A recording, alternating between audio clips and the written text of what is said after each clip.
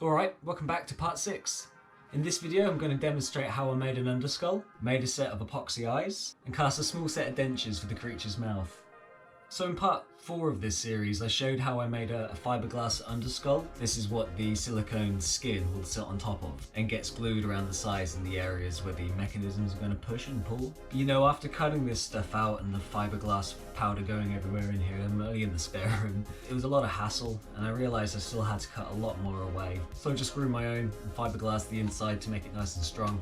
So this is part 4, and obviously I used this as a basis to make a 2-part mould so I could have a negative of this.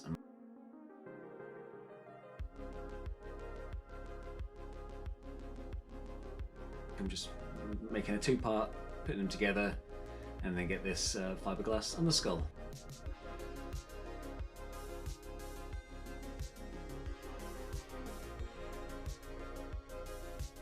You know, there's nothing wrong with it, it was okay.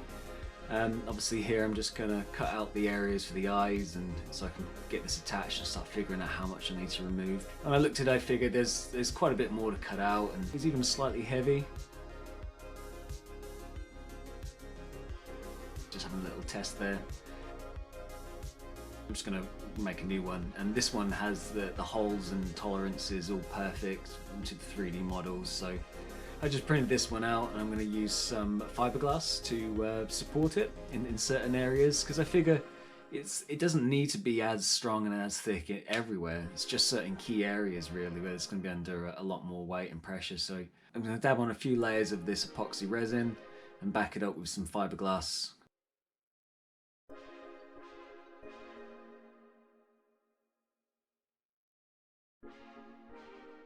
And just kind of working that all the way around, like 1 or 2 layers, maybe 3 in some areas. Sand and a hit back, it came out really strong actually. It was just as good as the fiberglass, so no worries there. Just going to use a bit of XTC 3D to smooth out that surface and add a nice finish.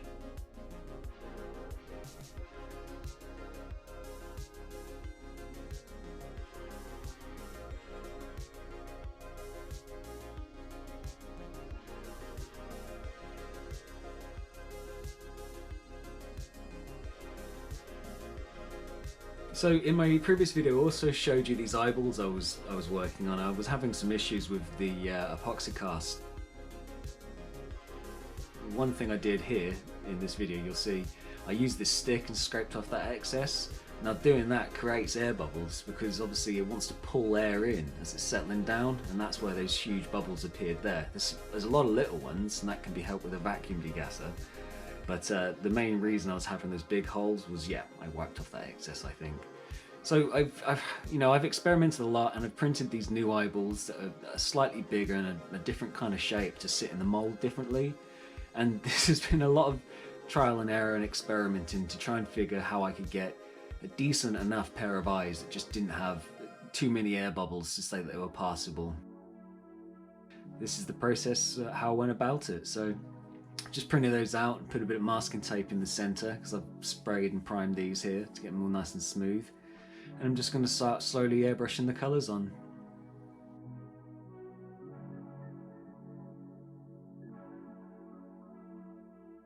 I'm just following reference images and adding the tones of the kind of colours that I can see, but I'm still trying to keep this kind of fantasy and creaturey. It doesn't necessarily have to be very true to life, and I ended up making so many of these things that by the end I just didn't care.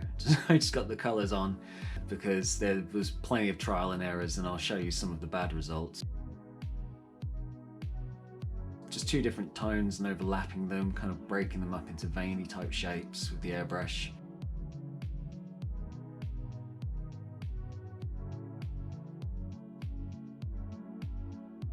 So we'll put those 2 colours, and I'm just going in with the brush and breaking those up with very light, thin. I mean, I'm using maybe a bristle off the top of that brush to put in red veins, and I'm just tying everything together. And you know, this gets a lot more. Basically, I do pour a layer of epoxy, then start painting more red lines and things on, and make it kind of give it like this translucency. If you do it step by step, and then at the very end I pop it back in the mold.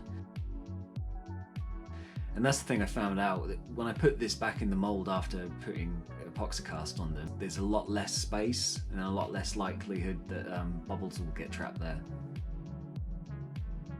You can kind of see, you know, like it's just kind of breaking that color up, and I'll just repeat this, and I'll just flick a few speckles on there. And these little taxidermy eyes, I can't remember what they're called. I'll glue these into the little cavities.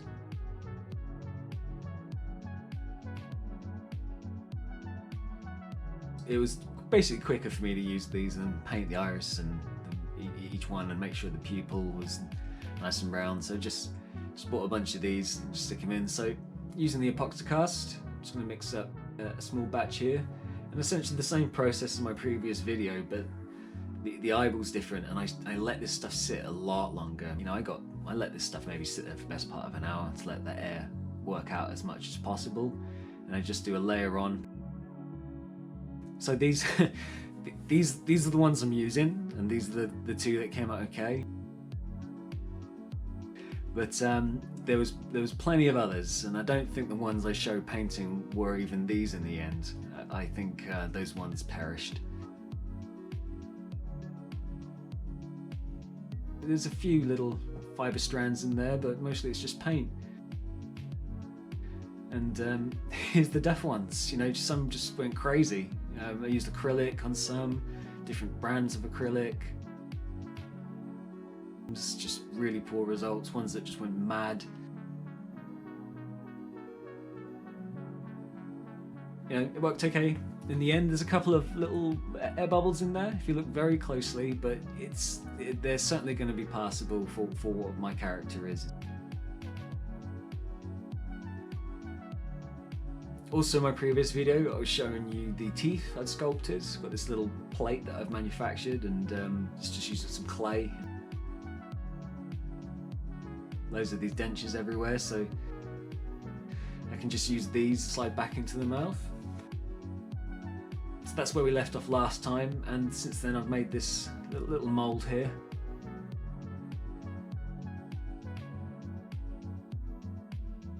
There you go, some more of the urethane mold rubber I used for my sculpture in the previous video. Compact 45.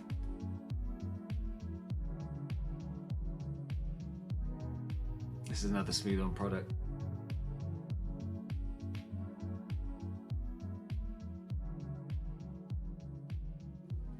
And just filling up those molds.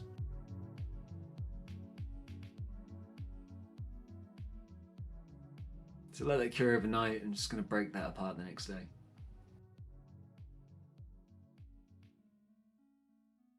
Popped out of there reasonably well. Some of the teeth still in place, which is good.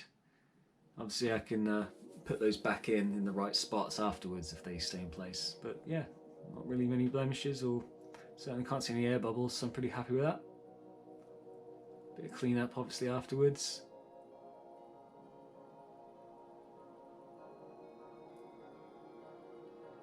Just popping those back in place so I know which order they go back into.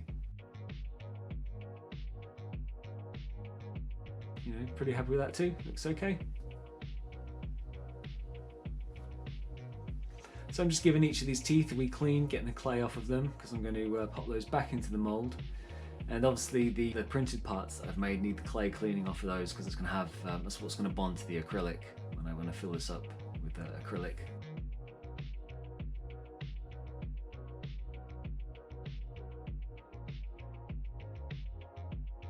Just put a few layers in just to make sure those teeth stay in place, and kind of work up a bit of a batch, pour it in there, and kind of press fit those molds together. But yeah, I mean, pull them out the molds, give them a good polishing. Look okay. I put a bit of paint on the tongue, but I haven't done anything to them really yet. They look okay.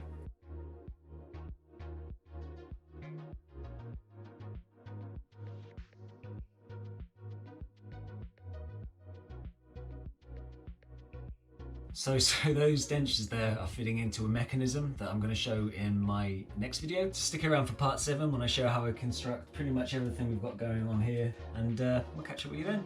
Thanks.